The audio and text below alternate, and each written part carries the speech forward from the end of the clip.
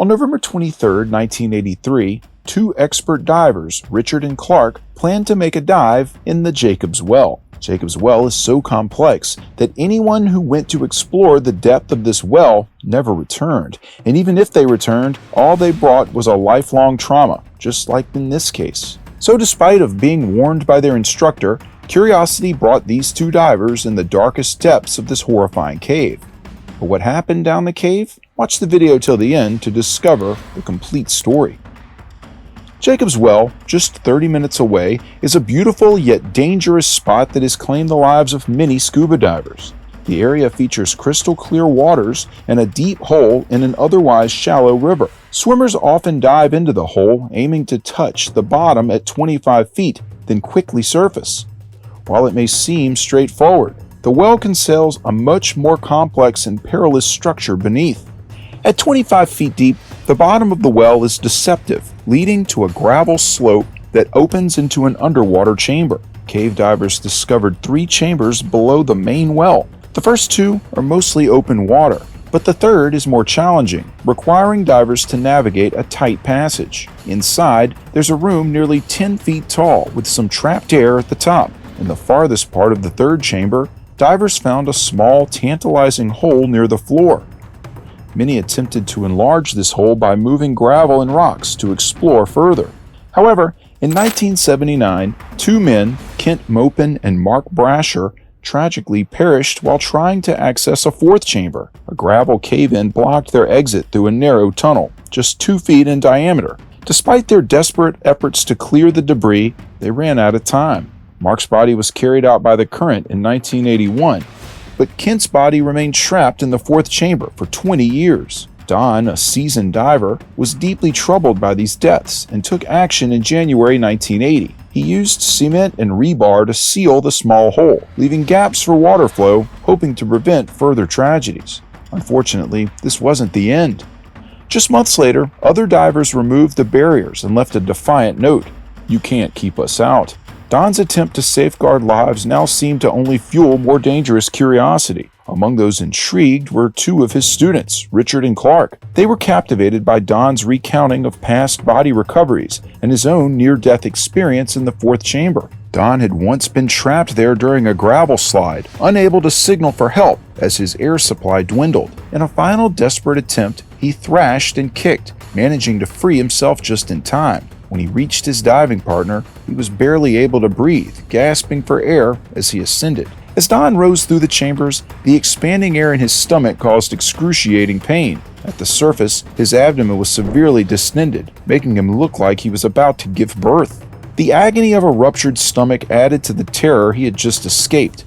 Don shared those harrowing experiences with his students as a horrifying warning that even the most skilled divers can be caught off guard by the deadly hazards of underwater caves. Despite the warnings, Richard and Clark couldn't resist the allure of exploring the forbidden cave. They were experienced divers, but cave diving was a completely different challenge with its own set of rules and dangers. Their confidence in their open water diving skills wouldn't necessarily help them in the cave. They didn't know to bring a safety line to mark their route, or to use a frog kick to avoid stirring up silt, which can cloud visibility. Most importantly, in a cave, simply swimming up doesn't guarantee safety. Open water divers can follow their bubbles to the surface if they get disoriented, but cave divers cannot.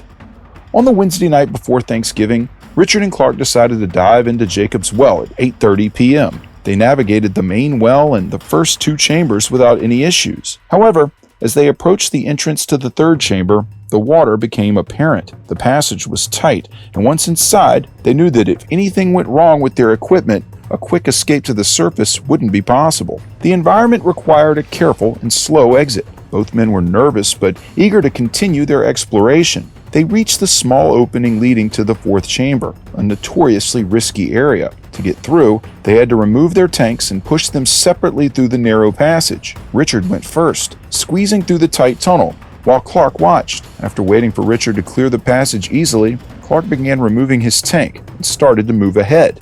Up till now, Richard and Clark seemed to be very comfortable, as the things were going all smooth. The situation quickly turned from an adventure into a nightmare, as the dangers of cave diving became all too real for the 2 divers. Richard was in a desperate situation.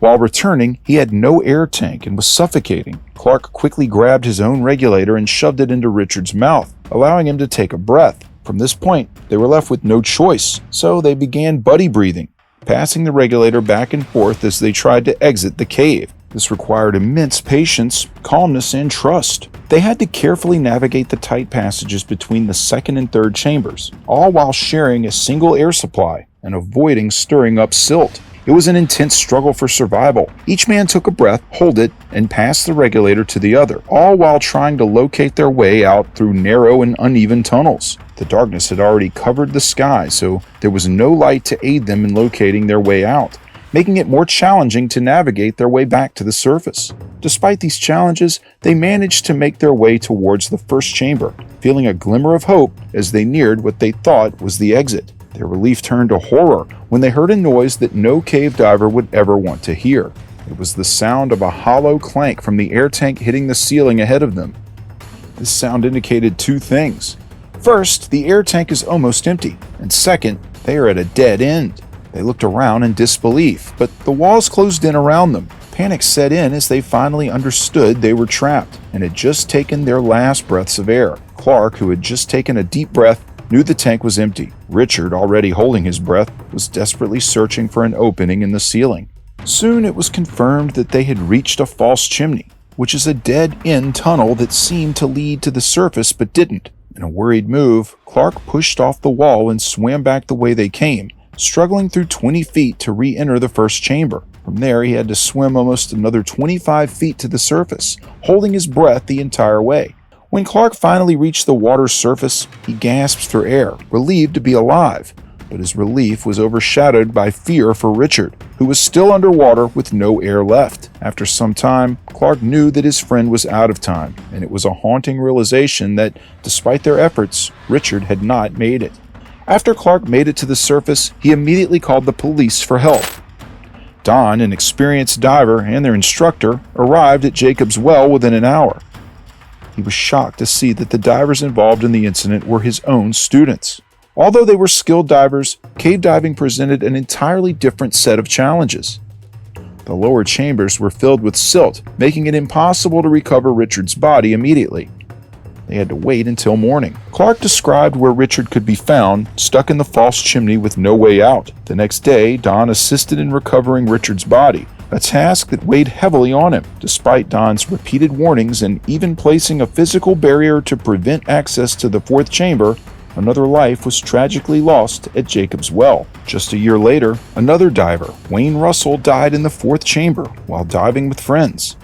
Don was also involved in recovering Wayne's body. The series of tragic events eventually led to the authorities taking action.